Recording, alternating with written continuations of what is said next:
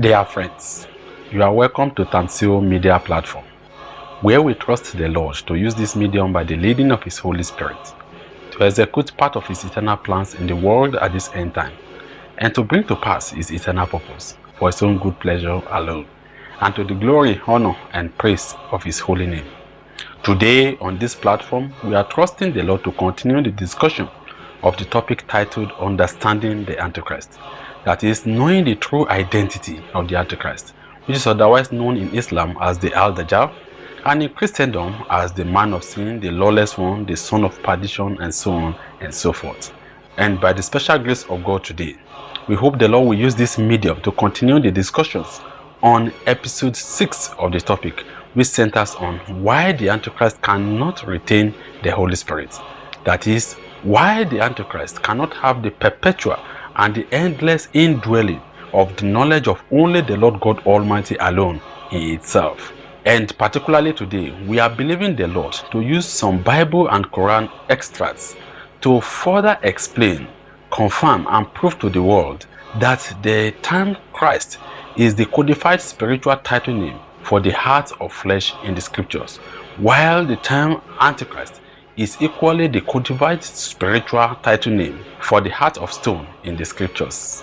You will recall that for the past couple of weeks and months, the Lord God Almighty has been using this medium to systematically unravel, unveil, and expose the real and practical identity of the Antichrist. And in doing so, you will remember that you have been earlier told on this platform that 1. The term Christ and the term Messiah mean the same thing, as can be inferred from John chapter 1 verse 40 to 41. John chapter 1 verse 40. One of the two who heard John speak and followed him was Andrew, Simon Peter's brother. Verse 41. He first found his own brother Simon and said to him, "We have found the Messiah," which is translated the Christ. Only that they originated from two different languages, in that the term Christ is a Bible English word which is derived from an Old English word Christ, which is also derived from a Greek word Christos, which is also originally from a Greek root word Grein, while the term Messiah is an Hebrew word, but all of them mean the same thing, that is, the anointed. 2. The term Christ or Messiah is a title name, as can be deduced from Matthew chapter 16 verse 16 and Quran chapter 4 verse 157. Matthew chapter 16 verse 16. And Simon Peter answered and said, "Thou art the Christ, the Son of the living God." Quran chapter 4 verse 157. And because of their saying, "We slew the Messiah, Jesus, son of Mary, Allah's messenger. They slew him not, nor crucified him. But it appeared so unto them, and lo, those who disagree concerning it are in doubt thereof. They have no knowledge thereof, save pursuit of a conjecture. They slew him not for certain." And from the scriptural passages read, you will note the use of the definite article THE there before the term Christ and Messiah in the passages, and not before the name Jesus, thus confirming the fact that the term Christ or Messiah is a title name, while the name Jesus is a personal name. 3.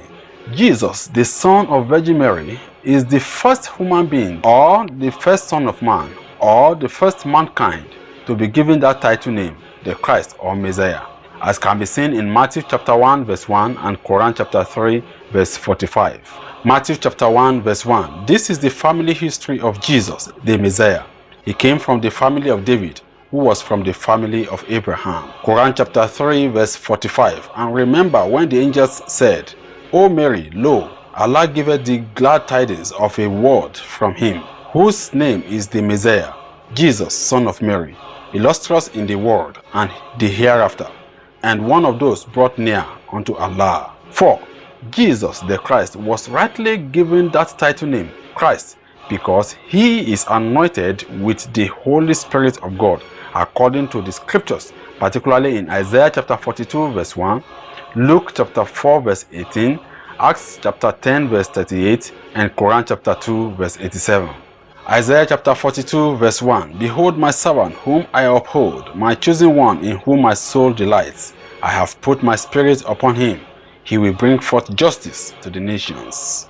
Luke chapter 4 verse 18. The Spirit of the Lord is upon me, because he had anointed me to preach the gospel to the poor. He has sent me to heal the brokenhearted, to preach deliverance to the captives, and recovering of sight to the blind, to set at liberty them that are bruised. Acts chapter 10 verse 38. How God anointed Jesus of Nazareth with the Holy Spirit and with power, who went about doing good and healing all who were oppressed by the devil, for God was with him. Quran chapter 2 verse 87. And we gave to Moses the book, and after him sent succeeding messengers, and we gave Jesus, son of Mary, the clear sign, and confirmed him with the Holy Spirit. And whensoever there came to you a messenger with that your souls had no desire for, did you become arrogant? And some cried lies to, and some slay? And to be anointed with the Holy Spirit means to have the Holy Spirit descending and abiding, that is, continually remaining in a person, as demonstrated in John chapter 1 verse 32 to 33. John chapter 1 verse 32.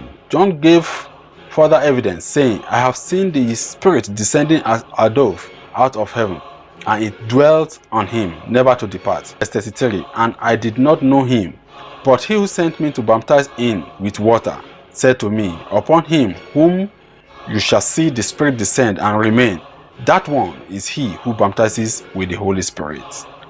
Therefore, we can confidently affirm, declare, and proclaim that Jesus, son of Virgin Mary, was called the Christ, that is, the Anointed, simply because he has the Holy Spirit descending and remaining continuously on him, that is, in his soul.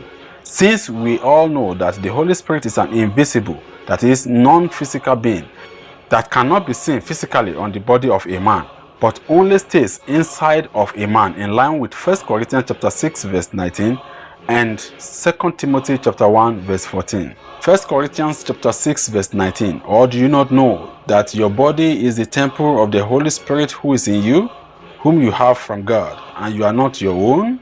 2 Timothy chapter 1 verse 14. That good thing which was committed to you, keep by the Holy Spirit who dwells in us.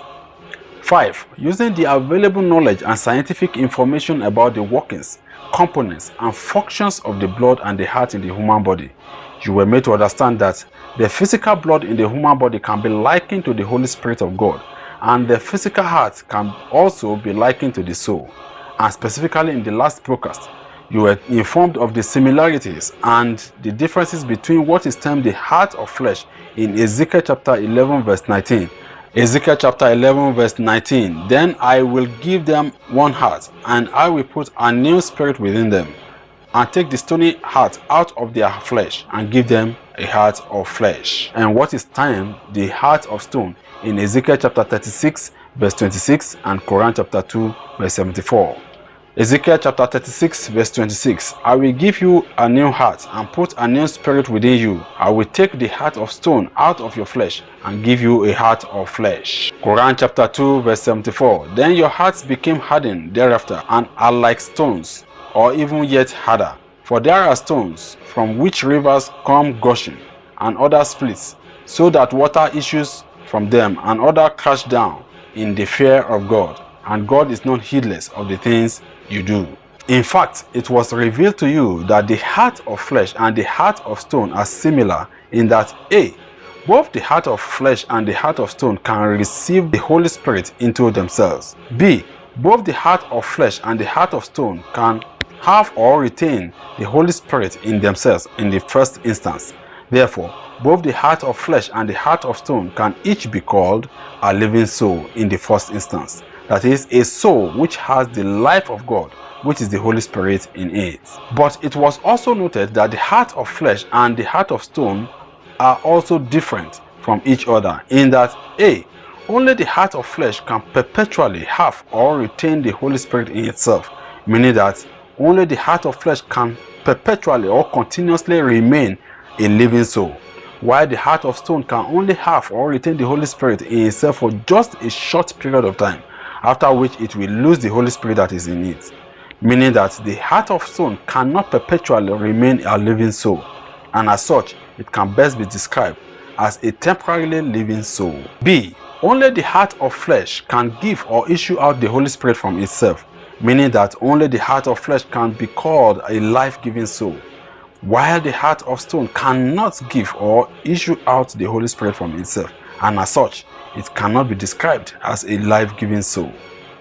Given these established facts already discussed in some of the previous broadcasts on this platform, particularly in episodes 6F and 6G, and restated above, the heart of flesh in the scripture can uniquely be identified as 1. A perpetually living soul, that is, a soul that has the life of God, which is the Holy Spirit dwelling in it continuously and endlessly. And 2. A life-giving soul, that is, a river, spring or fountain of living water that can give out the life of God, which is the Holy Spirit, scripturally symbolized as the living water to the spirit of man. As such, we can infer, using the first fact stated above about the heart of flesh, that since Christ means the anointed one, which in practical reality is a soul that has the perpetual indwelling of the Holy Spirit, and the heart of flesh is a perpetually living soul, which in practical reality also means a soul that has the perpetual indwelling of the Holy Spirit, meaning that Christ is the anointed one and is also a perpetually living soul, and is equally a soul that has the perpetual indwelling of the Holy Spirit, which is scripturally designated to be the heart of flesh. That is, Christ means a soul that has the perpetual indwelling of the Holy Spirit, and the heart of flesh also means a soul that has the perpetual indwelling of the Holy Spirit. Therefore, we can now conclude that Christ as a title name is the spiritual title name for the heart of flesh in the scriptures. Similarly, when we consider the second fact that is also uniquely peculiar to the heart of flesh, we can equally infer that Christ is described as a life-giving spirit, which is an invisible being, according to 1 Corinthians chapter 15, verse 45. 1 Corinthians chapter 15, verse 45. So it is written in scripture, the first man, Adam, became a living soul, an individual. The last Adam, Christ, became a life-giving spirit, restoring the dead to life. This description of the Christ was further confirmed when Jesus, the first Christ, practically declared himself in John chapter 4, verse 13 to 14, and John chapter 7, verse 37 to 39, as someone who can give out the living water, which is the Holy Spirit, the life of God to people. John chapter 4, verse 13, Jesus answered and said to her, whoever drinks of this water will thirst again. Verse 14, but whoever drinks of the water that I shall give him will never thirst, but the water that I shall give him will become in him a fountain of water springing up into everlasting life. John chapter 7, verse 37, on the last day, that great day of the feast, Jesus stood and cried out, saying, if anyone thirsts, let him come to me and drink. Verse 38, he who believes in me, as the scripture has said, out of his heart will flow rivers of living water. Verse 39, but this he spoke concerning the Spirit, whom those believing in him will receive, for the Holy Spirit was not yet given, because Jesus was not yet glorified. And when we put it side by side with the fact that the heart of flesh is equally explained to be a life-giving soul, that is, a soul that can give or make the life of God, that is the Holy Spirit, to flow out from itself to other components of man. And we all know that the soul is one of the spiritual components of man, which means that the soul, as an invisible part of man, is also a spirit. Therefore, we can say that Christ as the life-giving spirit in 1 Corinthians chapter 15, verse 45, can be referred to as a life-giving soul, which is a soul that gives out the Holy Spirit from itself, and consequently it can scripturally be called the heart of flesh. That is, since Christ means a life-giving spirit, that is soul, and the heart of flesh also means a life-giving soul, that is spirit, therefore we can once again conclude that Christ as a title name is the spiritual title name for the heart of flesh in the scriptures. And moving to the term Antichrist, you will recall that you have earlier been told on this platform that 1. The term Antichrist is a compound word, which is a product of two root words, anti and Christ, with the term anti meaning opposite of, while the word Christ means the anointed. Therefore, we can say that the term Antichrist simply means the unanointed one. 2. Just as the term Christ is a title name, the term Antichrist is also a title name. 3. Since the Christ is called the anointed one, because it is anointed with the Holy Spirit. We can also infer from this that the Antichrist, being the opposite of the Christ, is called the unanointed one, basically because it is not anointed with the Holy Spirit of God. And 4, since what it means to be anointed with the Holy Spirit is to have the perpetual and endless indwelling of the Holy Spirit, that is, the knowledge of only the Lord God Almighty alone, it practically means that the Antichrist is called the unanointed one just because it does not have or cannot perpetually retain the Holy Spirit of God in itself. And given the established fact already discussed in some of the previous broadcasts on this platform, particularly in episodes 6F and 6G, and restated earlier in today's broadcast while highlighting the similarities and differences between the heart of flesh and the heart of stone, we can say that the heart of stone in the scripture can on its own part be appropriately identified as a dead soul or a temporarily living soul.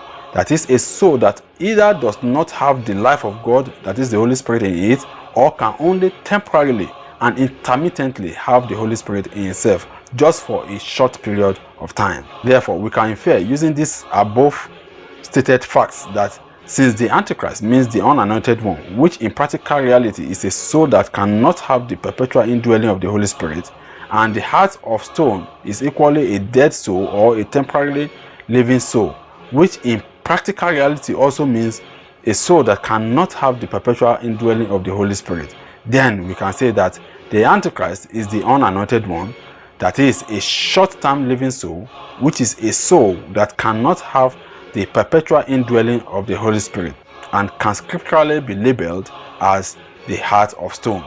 That is, since the Antichrist means a soul that cannot have the perpetual indwelling of the Holy Spirit, and the heart of stone also means a soul that cannot have the perpetual indwelling of the Holy Spirit. Therefore, we can conclude at this junction that Antichrist as a title name is the spiritual title name given to the heart of stone in the scriptures.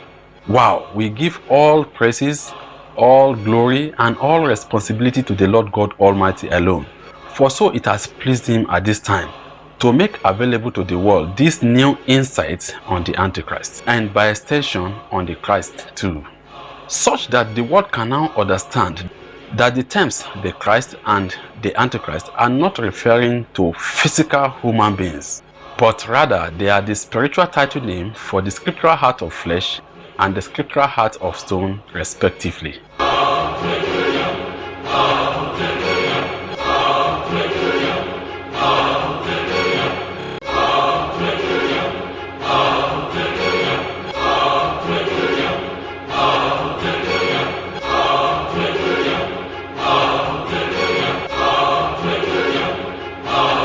And today, having well understood the real and the practical identity of the Antichrist and the Christ, through the chronological articulation of some of the established facts and insights previously discussed on this platform, let's trust the Lord to use the next broadcast on this platform by the special grace of God to scripturally reveal the first spiritual and the first physical personalities to have the heart of flesh, as well as the first spiritual being and the first physical being, that is, first human being, to have the heart of stone.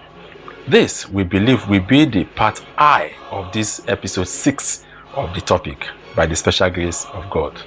And if this is your first time of watching any of the broadcasts, we will want to strongly suggest that you should watch the previous broadcast so as to know where the Lord has taken us from, and of course where we are trusting Him to take us to.